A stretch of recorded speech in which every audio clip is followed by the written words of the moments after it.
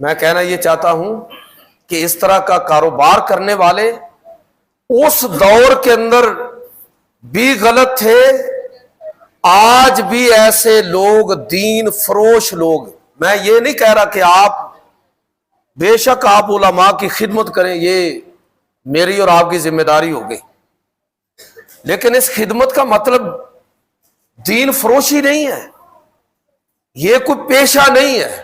جو لوگ اس نسبت کے ساتھ وابستہ ہے مسجد کی خدمت کر رہے ہیں، میں اکثر مجھے کہنا پڑتا ہے کہ جب میں اس طرح کی بات کرتا ہوں تو مجھے اس سے نکال دیں، مجھے ذرا الگ کر دیں، میں اوورآل علماء کی بات کر رہا ہوں، میں ان میں نہیں ہوں جو جن کو کسی طرح کی کوئی مدد کی اس حوالے سے ضرورت ہے۔ اللہ تعالیٰ نے مجھے اس حوالے سے خود کفیل کیا ہے، یہ بھی اس کا خصوصی فضل اور کرم ہے۔ لیکن اگر آپ علماء کی خدمت کرتے ہیں، ان کی ضروریات کا خیال رکھتے ہیں، تو یہ اور چیز ہے، ایک پیشے کے انداز میں اس چیز کو اختیار کرنا اور اس پر باقاعدہ معاوضہ طے کر کے طلب کرنا، میں اس کی بات کر رہا ہوں، ریٹ طے کرنا۔ لیکن چونکہ ہمارے ہاں دین سمجھنے کا سننے کا ذوق کم ہے، چسکا زیادہ ہے، لوگ اپنا چسکا پورا کرنے کے لیے نامور نعت خانوں کو بلائیں گے ریٹ طے کر کے۔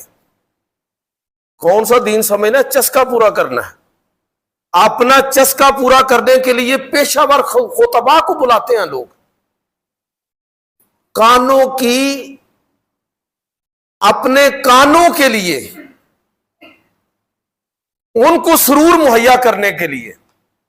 دین سیکھنا اور سمجھنا یہ تو ہمارے ٹارگٹ میں نہیں ہوتا۔ سارے پیسے جو آپ دے رہے ہیں سارے حرام گئے، جنہوں نے لیے وہ بھی سارے حرام ہیں، سیدھی سیدھی بات ہے، اس میں کوئی ایسا ابہام نہیں ہے۔ اس دور میں یہ چیزیں بھی حرام تھیں، آج کے دور میں بھی اسی طرح حرام ہے۔ عرب جاہلیت کا وہ رویہ جس پر قرآن تنقید کر رہا ہے، اللہ کے پیغمبر صلی اللہ علیہ وسلم اس پر گرفت فرما رہے ہیں، اس وقت اگر یہ چیزیں حرام تھی تو آج بھی حرام۔ تو میں کہنا یہ چاہتا ہوں کہ خدا کے لیے یہ کانٹینٹ وہی ہے، عنوانات بدل گئے،